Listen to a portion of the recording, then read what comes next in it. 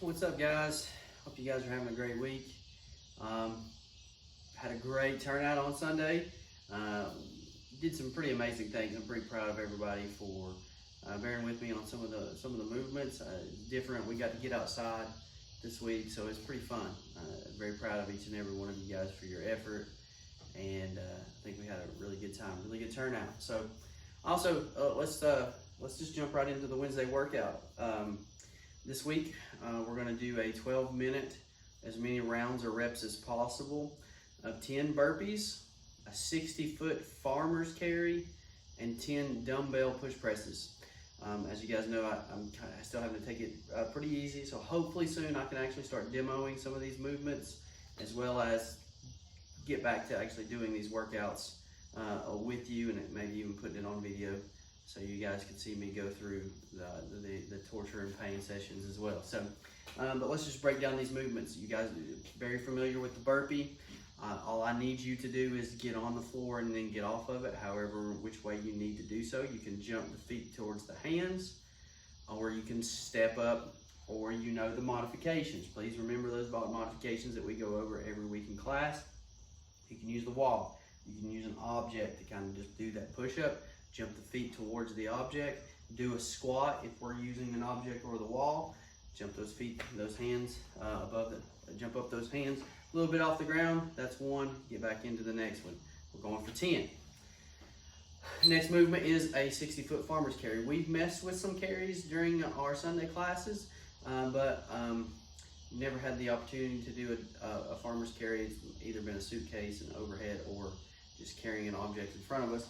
But a farmer's carry, going live, so nobody can jump on me for lifting something, is just like this. We're gonna hold these objects just like this, and we're gonna walk 30 feet out, 30 feet back, put the objects down. Recommendation for the carry would be, a moderate load. Doesn't need to be very, very heavy, but something that you can move at a pretty good pace. Or you can just carry whatever you have, okay? I would recommend, as you carry, to try to get the weight in the palm versus in the fingertips, while trying to hold this with only really your thumb. If you can kind of see that. I've got my wrist kind of curled underneath, so that it's sitting in the palm of my hand versus in my fingertips, okay? If you can think about pointing the knuckles to the ground, it'll actually activate these bigger muscle groups, as we've talked about in the past. Trying to help carry that object for a distance. From there, we're going to do 10 push presses with an object. Same object, it doesn't have to be the same object that you would carry. I would actually recommend the carry to be a little bit heavier than the press. So if you have a couple of different objects, throw those in there. If you have a band or something that you can use to press, utilize that. If you only have one, that's okay. Do the suitcase carry, so one dumbbell, go 30 feet out, switch it back, 30 feet back, do 5 push presses with one arm, 5 push presses with the other, if we don't have multiple objects that we can do that with, okay? So the push press, remember, is a single dip driving the weight up overhead. I want to try not to get that object way out in front of us, try not to get it way back behind us, try to keep that in line with our midline. Try to keep that in line with our frontal plane, not way back, not way out in front. Trying to lock out those arms, full range of motion of the shoulder. Just a single dip. Use that drive to push that weight up. So at some point, as I dip and drive, that weight gets it off the shoulder, becomes a little bit weightless, and then I finish with the arms, instead of trying to think of it as a military or strict shoulder press, where I'm trying to just force that weight up each and every time. I can use my momentum to guide that weight up each and every time. So 12 minutes, guys. 10 carry, 10 for 12 minutes.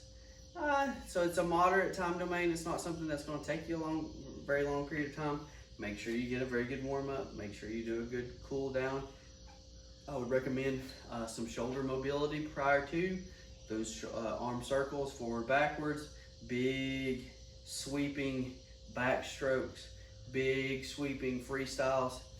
making sure that we're rotating that shoulder 180 degrees. You know, we're trying to get full range of motion in our joints. Like the hips may need a little bit of love too, considering they're going to be, you know, doing a dip drive. They might need a little bit of love, so go ahead and give them some too. But let me know what you think, guys. Hope to see everybody again on Sunday. I've got another spicy one for you. I'm not going to give you any hints as to what that one will be, but it won't be the same thing as we did last week. We'll have a good time with it. So I can't thank you guys enough for your all's continued support. We're loving each and every Sunday getting to spend some time bettering ourselves with going through a little bit of a hardship. You know, that's what fitness really is. As I've told you guys in class, it's voluntary suffering. You're actively choosing something more difficult than staying at home sitting on the couch, and hopefully that's translating over into, you know, daily tasks, maybe even your nutrition, where, you know, fast food is easy, but maybe planning those meals out, cooking a little bit, making some better choices is the harder path. So, you know, just doing the fitness thing, maybe that's just an introduction to realizing that, hey, I can do things that are a little bit more difficult than I thought. Let's start adding something else, you know. So if you guys have any comments or I'd love the feedback. Let me know what you think. If you need a different scale or another option, hit me up, let me know. I'll definitely got plenty that we can throw back at you, okay? So until next time, guys, God bless, see you.